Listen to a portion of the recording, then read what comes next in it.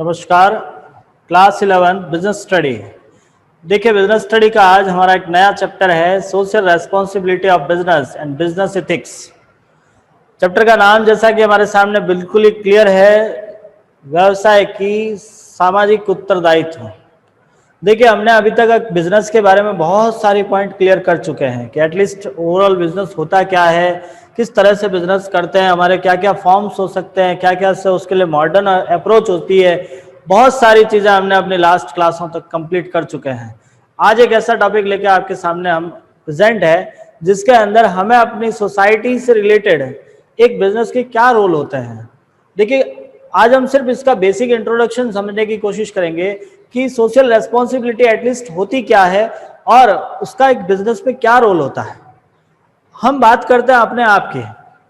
हम एक ऐसे समाज में रहते हैं, एक ऐसे परिवेश में रहते हैं जिसके प्रति हमारे कुछ ना कुछ उत्तरदायित्व है, कुछ रेस्पॉन्सिबिलिटी है आपकी।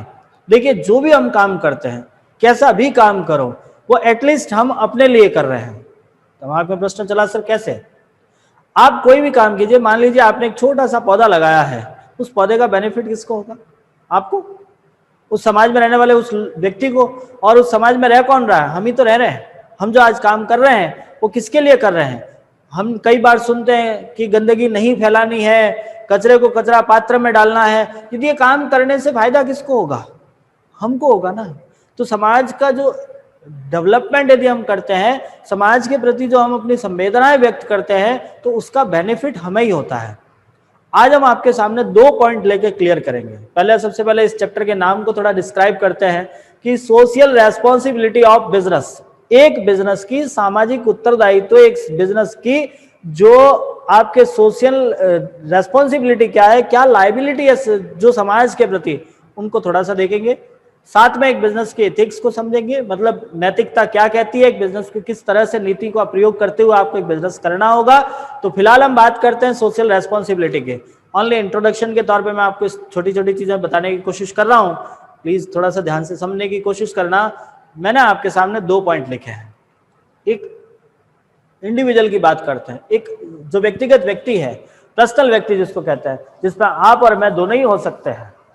देखिए, एक व्यक्ति को जो उसकी बेसिक नीड्स है, सबसे पहली बेसिक नीड्स हम समझते हैं खाना, पहनना, रहना। ये सब कहाँ होते हैं?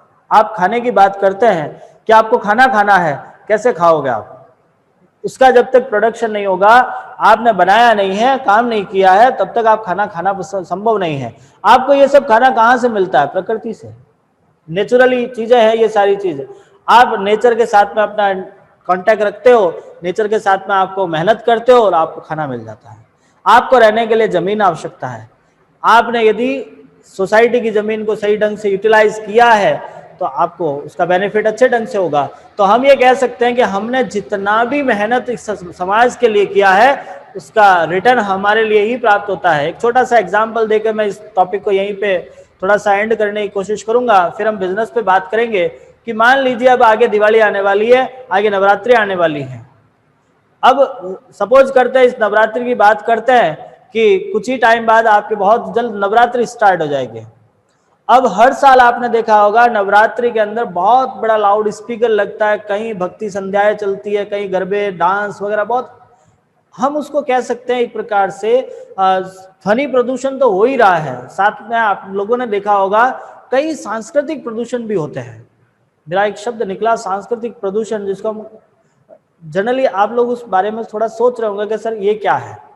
तो हम देख पा रहे हैं कि अपनी जो संस्कृति थी उसको हट कर कई लोग उसको अलग वे में अपने आप को प्रेजेंट करने की कोशिश कर रहे हैं। कहीं ना कहीं हमारे लिए वो थोड़ा सा नुकसानदायक है। आप लोगों ने एक डिसाइड किया कि इस बार हम इस नवरात्रि में लाउड स्पीकर कम करेंगे। मान लीजिए आप 4 जनों ने, अपने मित्रों ने मिलकर एक डिसाइड किया कि इस बार हम अपनी ध्वनि को कम करेंगे, हम हल्के स्पीकर यूज करेंगे, जितना हम सुन पाते हैं उतना ही आवाज लगाएंगे। ऐसा करने से आपने ये फील किया कि आपका जो आसपास का एरिया था बहुत अच्छे ढंग से शांत रहा। दिवाली का एक एग्जांपल ले लेते हैं। आपने एक ग्रुप में मैसेज डाल दिया, अपने सभी साथियों के साथ में बैठ के एक प्लान किया, एक अपने आप के साथ प्रॉमिस किया कि इस बार हम फटाके नहीं छोड़ेंगे। बस डिसाइड कर लिया नहीं छोड़ेंगे मीन्स नहीं छोड़ेंगे, नहीं छोड़ा आप लोगों ने। फिर आपने पाया कि आपके पूरे एरिया में सबसे कम पॉल्यूशन आप जहां रह रहे थे वहां हुआ। एटलीस्ट फायदा किसको हुआ? जो प्योर एयर मिल रही है वो किसको मिल रही है?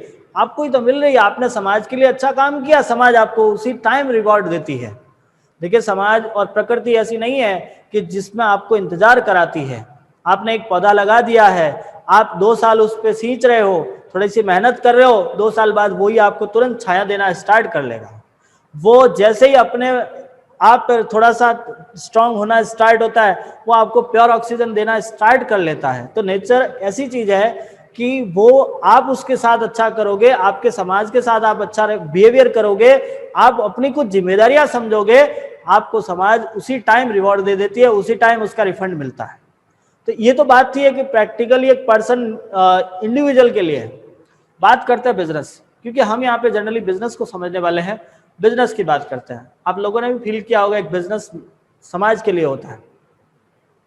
किसी जंगल में कोई दुकान नहीं होती है, क्योंकि हमने भी कई बार सुना है कि जंगल में मोर नाचा किसने देखा। एक छोटी सी कहावत बनी थी, तो ये कहावत कोई ऐसे ही नहीं बनी है कि जंगल में यदि किसी ने कुछ काम कर भी लिया है तो किसको पता चला है? जब तक आप लोगों के बीच में आकर नहीं कर रहे हो, समाज में नहीं कर रहे हो, तब तक उसे कौन देखने वाला है? तो जो बिजनेस होते हैं, जो दुकानें लगती है, सारी समाज के बीच लगती है, मार्केट में लगती है ना। और मार्केट में लगाई किसके लिए? अपने लिए। आज हम अपने लिए काम करते हैं। आपके बिजनेस एक सेटल हुआ है तो किसके लिए करोगे? हम अपने लिए करेंगे। तो जो बिजनेस समाज में लगाया गया है, समाज से वो कुछ ले रहा है और समाज को कुछ दे रहा है। तो जो समाज से लेने वाली चीजें हैं, जैसे ह्यूमन रिसोर्सेज, उस बिजनेस में काम करने वाले इंसान कहाँ से मिलेंगे आपको? समाज से। हम कोई मंगल से तो लाने से रहे, अपने आसपास के एरिया से। अब मान लीजिए आपका जो शॉप है वो मान लीजिए आपके घर के आसपास में, आप सपोज करो जोधपुर में रह रहे हो, तो आप वर्कर कोशिश करोगे जोधपुर से ही लोगे।